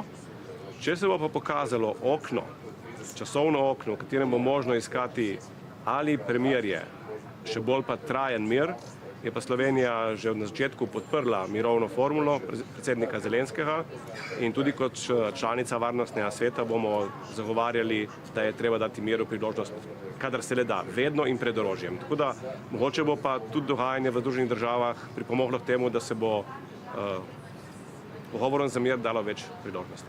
Bo Slovenija postrajala v tej podpori, ne bo med tistimi, ki bodo zašle na svoje, recimo, egoistične poti? Slovenija nikoli ni bila egoistična država v zunanji politiki in tudi tokrat ne razmišljamo o tem, ravno obratno. Kot majhna država se zavedamo, kako pomembna je enotnost mednarodne skupnosti, če želimo, da vsi skupaj živimo v blaginji in miru. In zato bomo to podpirali do konca. Hvala lepa.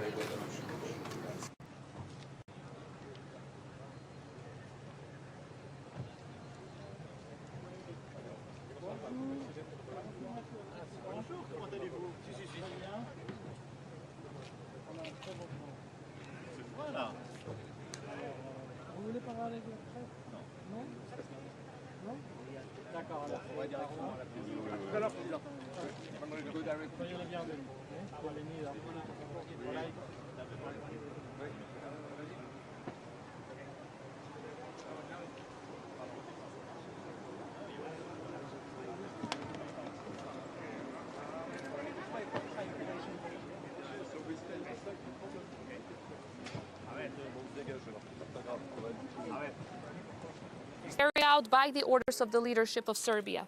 Do you expect any message from the Spanish government? I hope so. Spain is a country that is contributing to peace and stability in the entire European continent.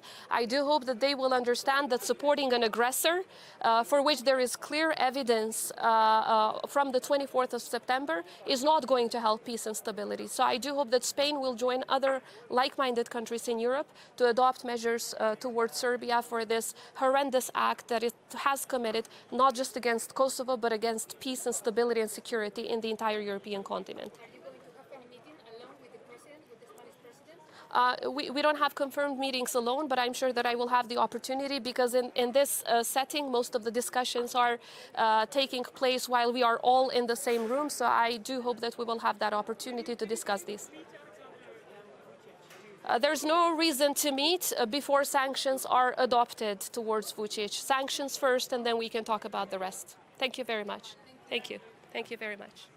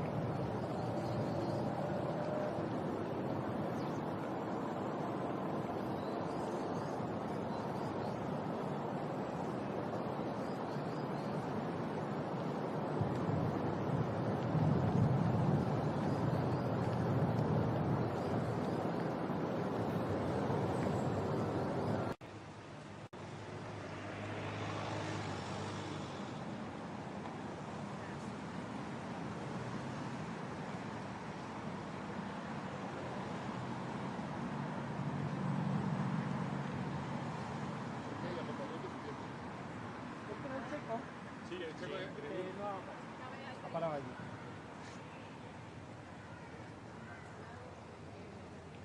No, ha bajado ahí, yo creo, ¿eh?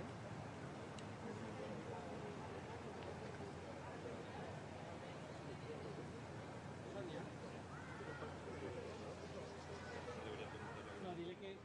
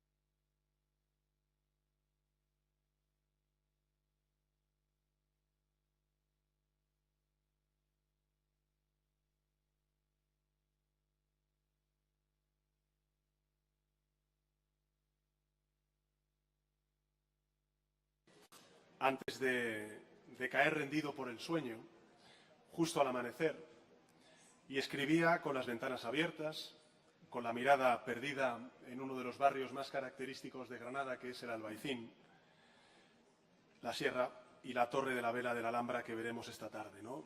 Aquí escribió obras como las de Yerma o Bodas de Sangre, y nacieron de aquellas noches de insomnio en esa casa conocida como la Huerta de San Vicente. ¿Por qué os cuento esto?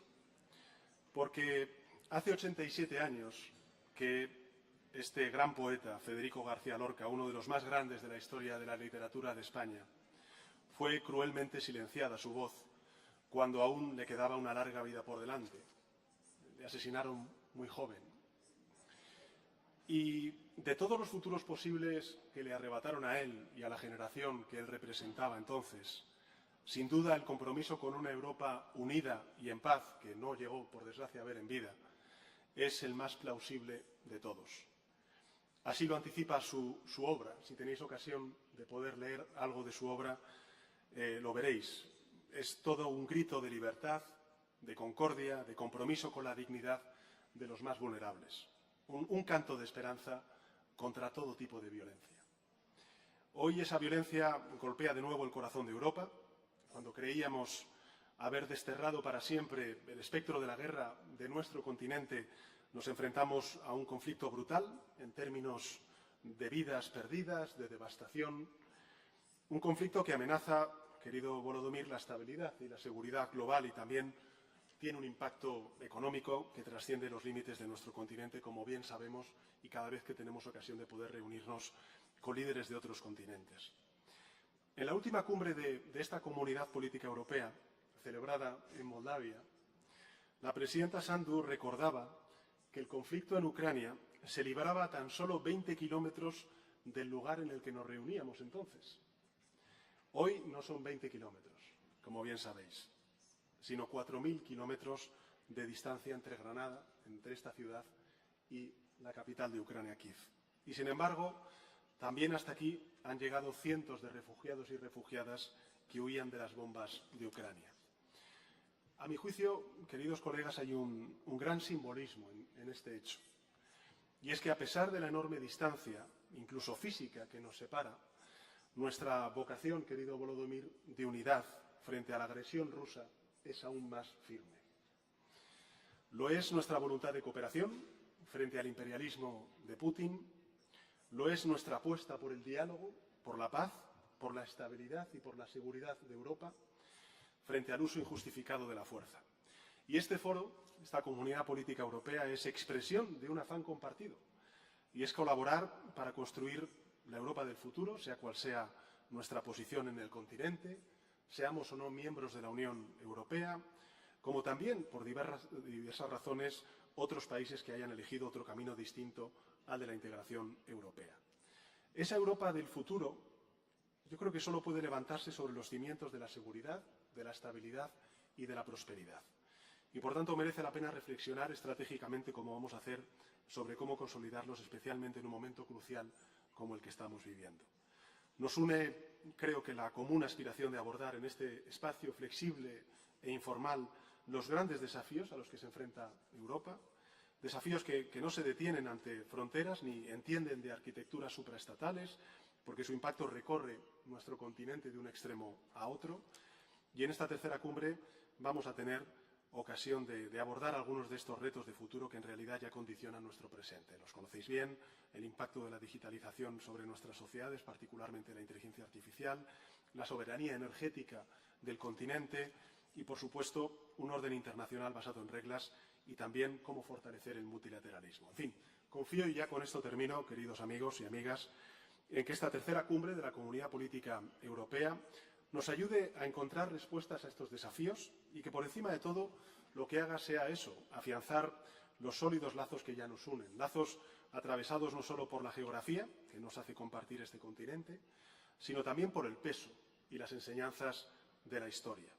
Lo vais a ver en esta tarde, en donde tendremos ocasión de visitar el Palacio de la Alhambra, la historia que late con fuerza en el corazón de esta ciudad de Granada, cuyos muros nos hablan sobre todo de convivencia y de encuentro entre distintas culturas, Los árabes vivieron en España, en la península ibérica, pero en particular en España, durante 600 años, más de 600 años. Nos han dejado una herencia que vamos a poder disfrutar en el día de hoy. Bueno, Granada nos habla de eso, de convivencia y de encuentro entre culturas. Síntesis, en definitiva, de la gran epopeya de este rincón del mundo que se llama Europa. Así que muchísimas gracias por el esfuerzo de venir aquí a Granada. Quiero que sepáis que toda España, Andalucía y en particular esta ciudad, pues os acoge con una gran satisfacción y felicidad y un gran orgullo. Y desde luego, si ese orgullo podemos personalizarlo en una persona en la que todos nos vemos reflejados e inspirados, y desde luego la sociedad española lo está, es sin duda alguna el presidente de Ucrania, Volodymyr Zelensky, al que cedo la palabra.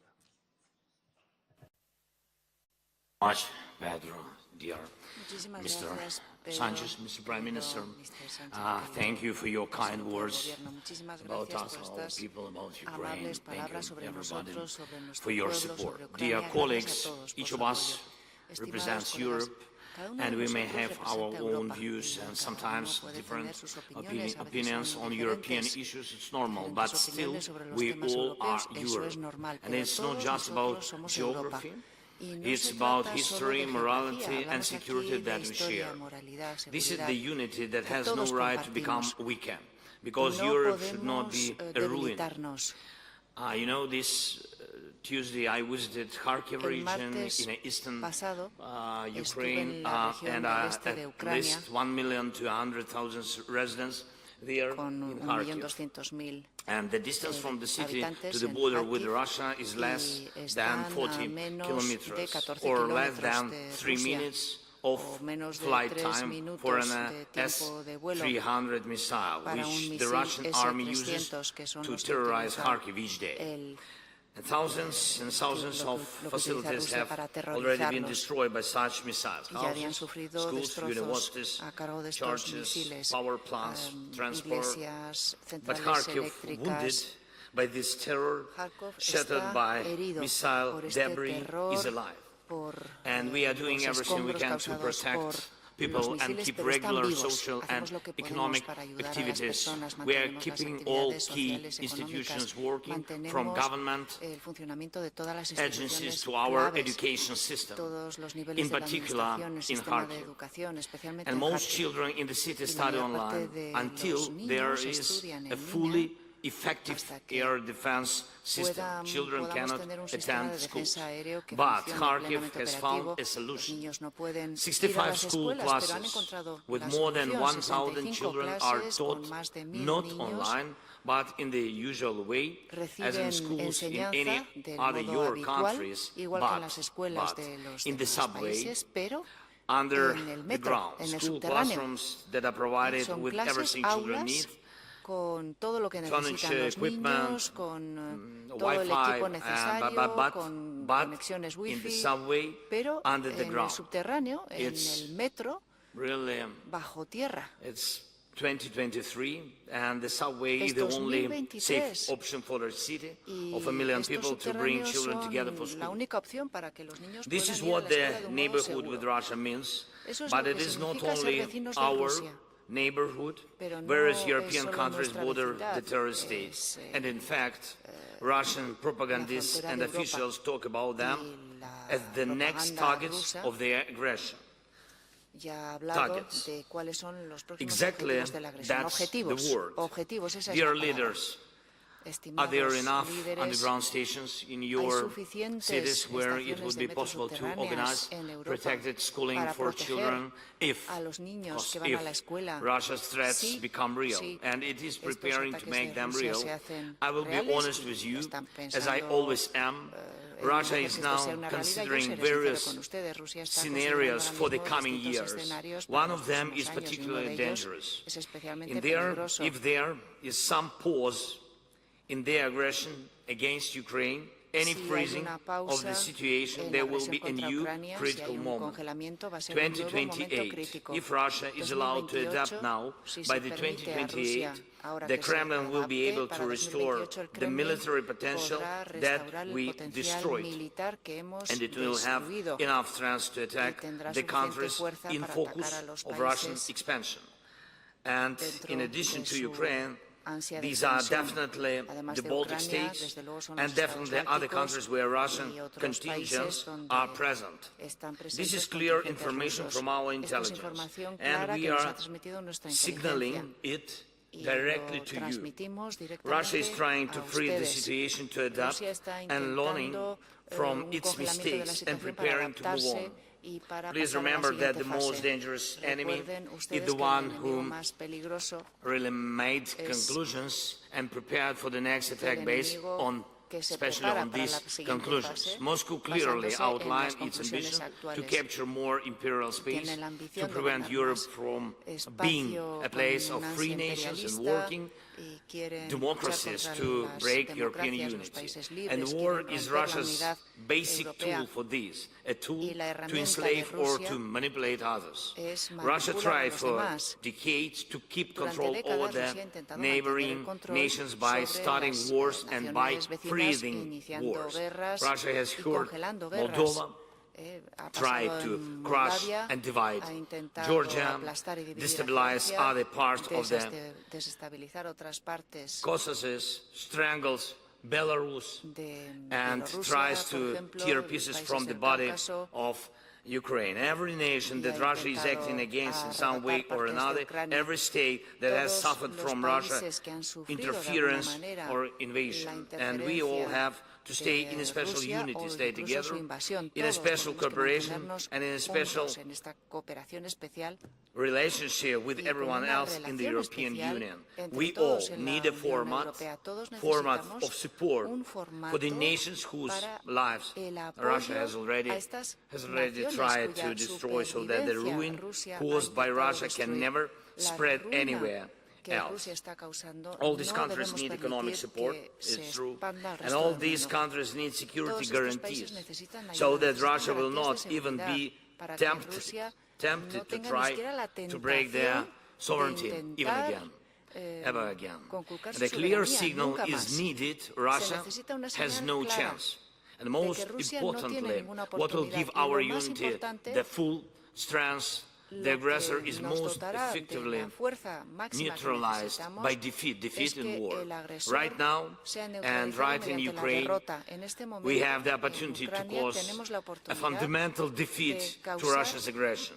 Together with you and our partners, we have already done things that seemed impossible to many. Together we have defended Ukraine. Europe is more independent of Russia than ever before. Europe has truly proven that it has the right to be a global center for the protection of human freedom and international law. And despite of what happens in other parts of the world, despite of what political tornadoes our partners experience, Europe must be strong. Now Europe is following the developments in America and the growing political storm. And Europe has its own potential for strength and its global role, which should be as powerful as possible in all key issues that are important for Europe. And as for political storms, I'm confident in America, confident they are strong people, strong society with strong institutions, strong energy of democracy. And I was recently in Washington talking with President Biden. I talked to congressmen from both parties, both chambers. They fully support the defense of freedom and understand that it is Russia and us, the enemies to our way of life, who want to ride such political storms. So we in Europe have to be ready. America helped us, helped Europe to survive, and now it is important, very important for Europe not to hide sails from the wind, trying to wait out the storm, but to be together in this uncertain time, to work together, to work united and protect our values, our common space of liberty, common with the US. This mutual support both in calm times and times of security challenges and turbulence is the real meaning of the transatlantic partnership. Dear colleagues, thanks to Ukraine, your soldiers are not fighting against Russia right now, and we do not doubt NATO's strength. But I'm sure none of you wants to find out what it will be like if, God forbid, NATO has to stand up for one of you.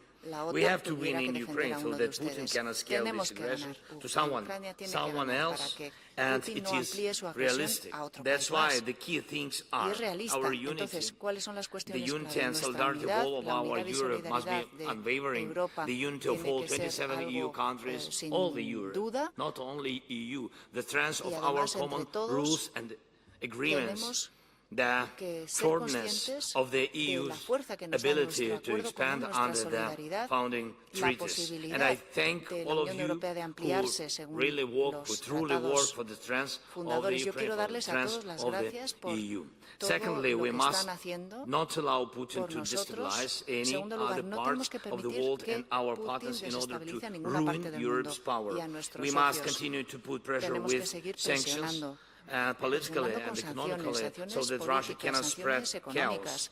The presence of Russia, its military or proxies on the territory of any other country is a threat to all of us, I'm sure, and we must work together to push Russia out of the territory of other countries. Thirdly, the capability of Ukrainian soldiers, air defense in our country, especially now before winter, and the weapons in the hands of our soldiers, missiles, artillery,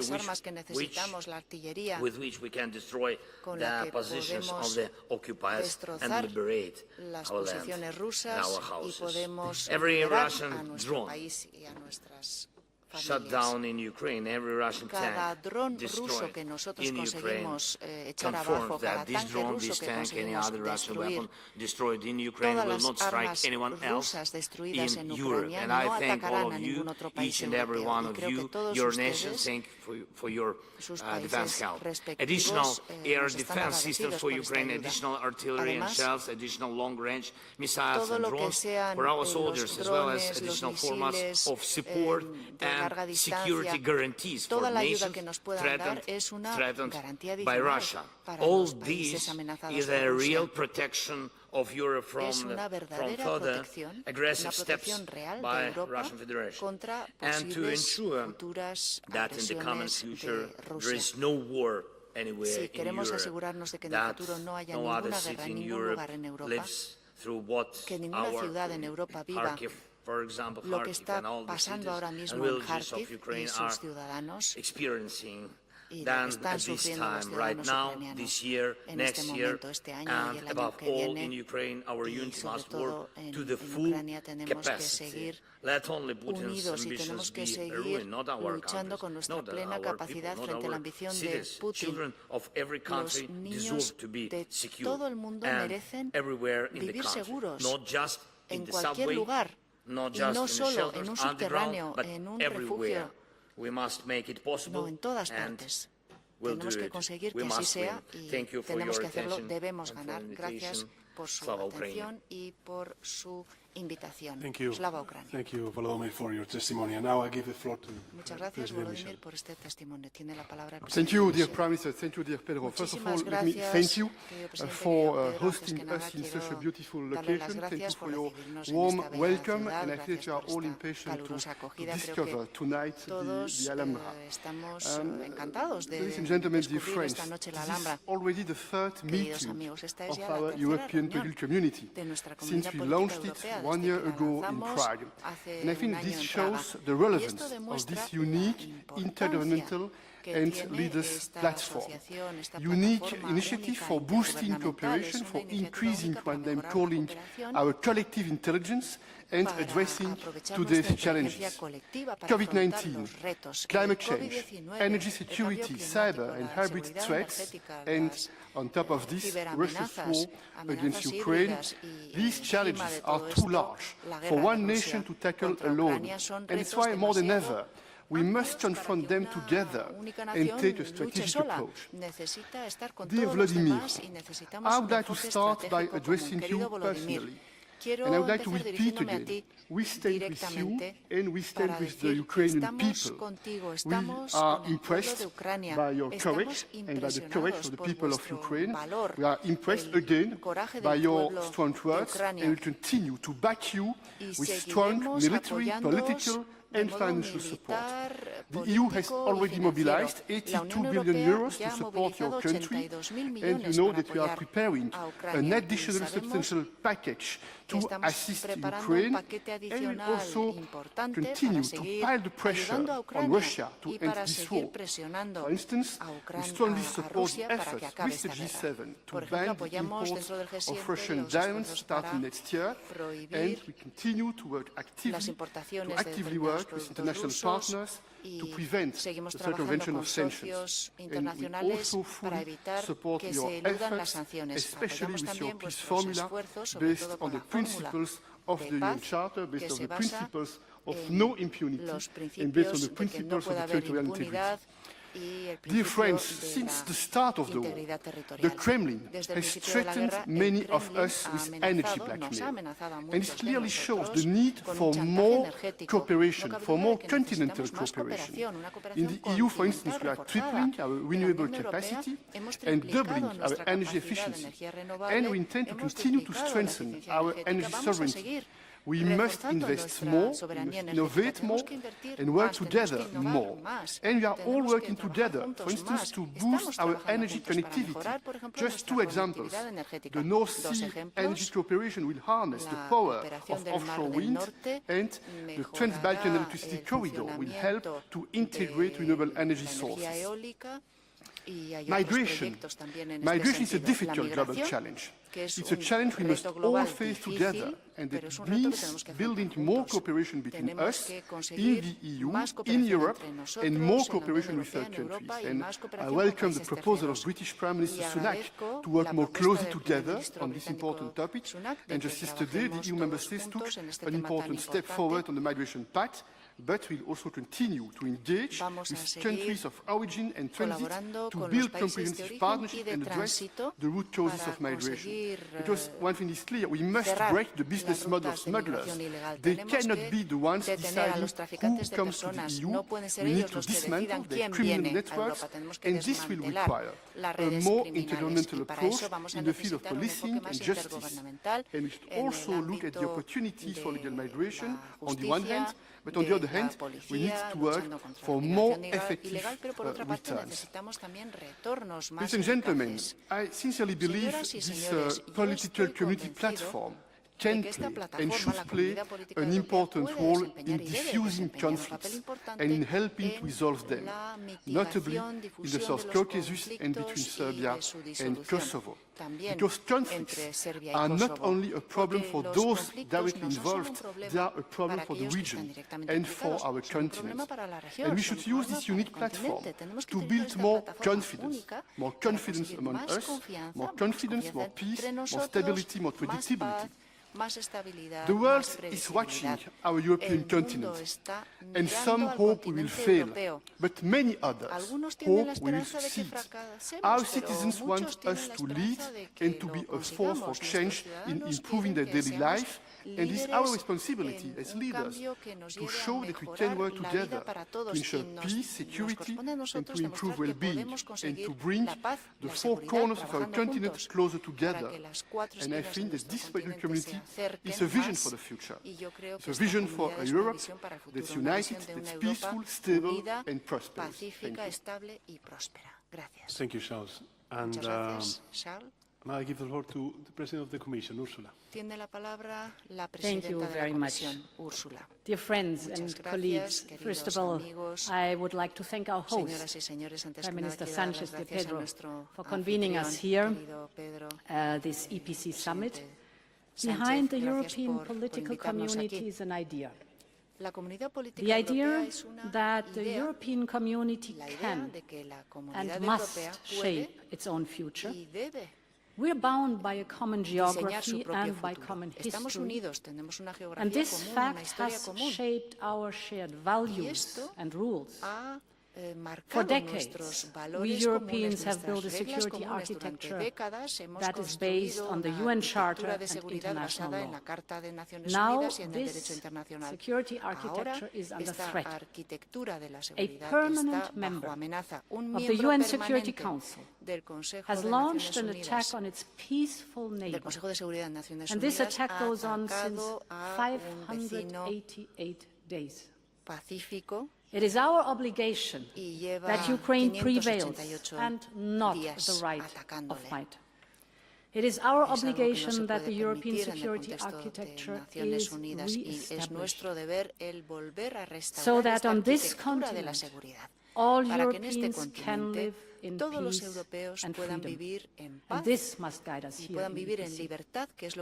These principles are also shaping this agenda. Take energy. This is my second point. We have worked hard to ensure our energy security and to make energy affordable for our European households. And we can be proud how we mastered the severe energy crisis of last winter. For instance, we are now buying energy together, not only with 27 EU member states, but with our broader energy community, together with Ukraine, Moldova, Norway, and Serbia, and the UK is anyhow integrated in the energy exchange. This has brought energy prices down. Today, our storages are filled. We got rid of the dependency on Russian fossil fuels, as you said it rightly so, Volodymyr. And thanks to this, we have turned Putin's energy blackmail into an empty threat. So I encourage all of us to look at how we can best replicate this success in other fields, from clean energy to raw materials. And as we protect people, we have also to strive to protect our planet. For the first time ever, the European Union is now producing more electricity from renewables, like wind and sun, than from gas. And this is not only good for our planet, but it is also creating good jobs here in Europe while securing energy independence. And my third and final point, Europe has always been a continent of pioneers and innovators. And we should continue to explore the frontiers of innovation, also in artificial intelligence. The potential of artificial intelligence is immense in fields ranging from healthcare to farming and many others. But we also need to protect Europeans from the risks of unregulated AI. The European Union has put forward the world's first comprehensive and pro-innovation AI Act. It is a human-centric approach. It will take some time to implement it. So now we need a globally coordinated response and dialogue with companies so that they voluntarily commit to a values-based and ethical use of AI. Let us join forces here too in pushing for global governance of artificial intelligence.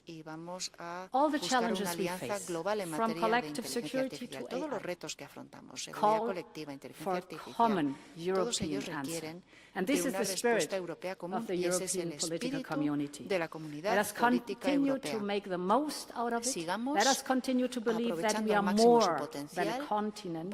We are a community of destiny. Thank you. Gracias. Muchas gracias a todos y a todas. Y ahora vamos a seguir las reuniones en los clústeres que tenemos y daría por levantada la sesión inaugural de esta tercera cumbre de la Comunidad Política Europea. Gracias.